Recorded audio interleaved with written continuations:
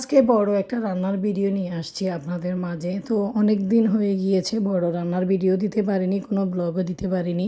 অনেক বড় একটা প্রবলেমের মধ্যে দিয়ে যাচ্ছি। আর ফেসবুক টিম আমাকে ব্লক করে দিয়েছে আসিয়ার ভিডিওর কারণে। অলরেডি আপনাদেরকে এট এ টাইম অনেকবার বলা হয়েছে। জানি না আপনারা কতটা বুঝতেছেন বা ভিডিও দেখতেছেন কি না। তো আজকের রান্নাগুলো আপনাদের মাঝে শেয়ার করব, কী কী রান্না করব সেটাই দেখাবো। হ্যালো এভরিওয়ান, আসসালামু আলাইকুম, ওয়েলকাম করছি মাই নিউ ব্লগ আমার সংসার। কেমন আছেন সবাই? আলহামদুলিল্লাহ আপনাদের দোয়ায় আমরা বাসায় সবাই ভালো আছি।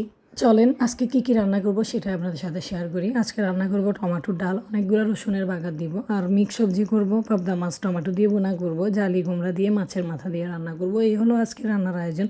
আর রমজানে আমাদের জন্য দুই বেলার জন্য রান্না করতে হয়।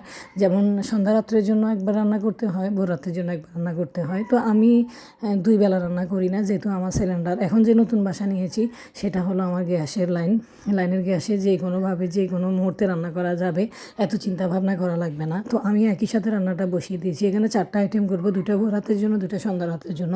আর একই দুই বেলার জন্য যাই রান্না করি না কেন, সব তো আর খাওয়া যায় না, ভোর রাতের জন্য থাকে। তো পাবদা মাছটা আমি নিয়মিত যেভাবে রান্না করি সেভাবে বসাবো। পেঁয়াজ কষিয়ে রসুন দিয়ে হলুদ মরিচের গুঁড়া কাঁচামরিচ দিয়ে রান্না করব, সাথে ধনিয়া পাতা তো থাকবেই, এটা না দিলে একদম ভালো লাগে না। তো পাশের চুলায় আমি টমেটো ডালটা বসিয়ে দিয়েছি, হয়ে আসতেছে। তো আমার রান্নাগুলো আপনাদের কাছে কেমন লাগে আমি জানি না। আমি স্বাভাবিকভাবে রান্না করি, ঠিক যেভাবে সবাই রান্না করে, হলুদ মরিচ লবণ দিয়ে। আর রমজানের মধ্যে যত মশলা জাতীয় খাবার থেকে দূরে থাকা যায়, তৈলাক্ত খাবার থেকে দূরে থাকা যায়। আর বিশেষ করে ঠান্ডা জাতীয় খাবারগুলো খেলে আমাদের শরীর সুস্থ থাকবে, ভালো থাকবে, নামাজ কলমা আদায় করতে খুব ভালো লাগবে, শরীরটাও ভালো লাগবে। তো যেহেতু রমজান মাসের শেষ 10 দিন এখন আমাদের সবে কদরের অনেক নামাজ থাকবে, কেমন লাইন এটাকে বলে। তো সবাই নামাজ পড়ার জন্য আল্লাহ সুস্থ রাখুক, ভালো থাকুক, এটাই চাই। তো আমাদের রোজা প্রায় শেষের দিকে, এখন মানুষ শপিং করাও শেষ, সেলাই করা শেষ, বাড়িতে যাওয়ার জন্য প্রস্তুতি নিচ্ছে, রেডি হয়ে যাচ্ছে। তো যাই হোক, আল্লাহ সবাইকে সুস্থ রাখুক, বিপদ আপদ থেকে উদ্ধার করুক। আমার দোয়া রইল আপনাদের জন্য, আপনারাও আমার জন্য দোয়া করবেন, আমার পরিবারের জন্য দোয়া করবেন। তো ঈদের কেমন প্রস্তুতি নিচ্ছেন কে কীভাবে জানি না। তো আমাদের অনেক ভালো লাগছে। তার মধ্যে আমরা বাসা চেঞ্জ করছি, রোজার মধ্যে বাসাও না করে দিয়েছি। এখন আমরা 2-1 দিনের মধ্যে বাসাটা চেঞ্জ করা শুরু করব। হয়তো কালকে সকাল থেকে আমাদের বাসার মালপত্রগুলো নেওয়া শুরু হয়ে যাবে।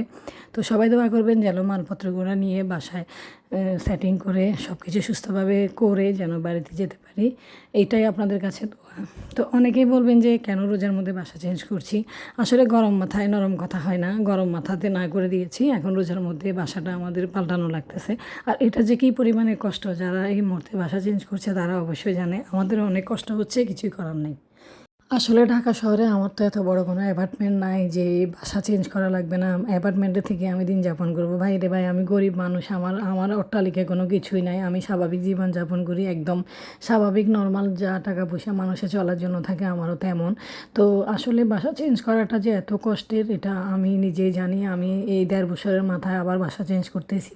আমার এই নতুন বাসাটা এত সুন্দর ছিল, এই কারণে আমি উঠেছি, সিলিন্ডার ছিল, কিন্তু দোতলা যে এত কষ্ট, মানে আশেপাশে শব্দ, এই জিনিসগুলো অনুমান করতে পারিনি। আর বারান্দা দিয়ে এত পরিমাণে ময়লা ফেলে সেটাও আমি বুঝতে পারিনি।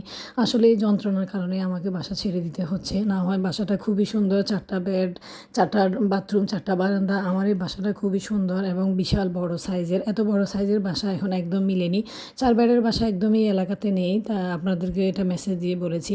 তো এখন 3 বেডের বাসা পেয়েছি, 2 বাথরুম, 2 বারান্দা এরকম। যাই হোক, আলহামদুলিল্লাহ আমার ভাগ্যে যেটা আছে আমি সেটাতেই উঠবো।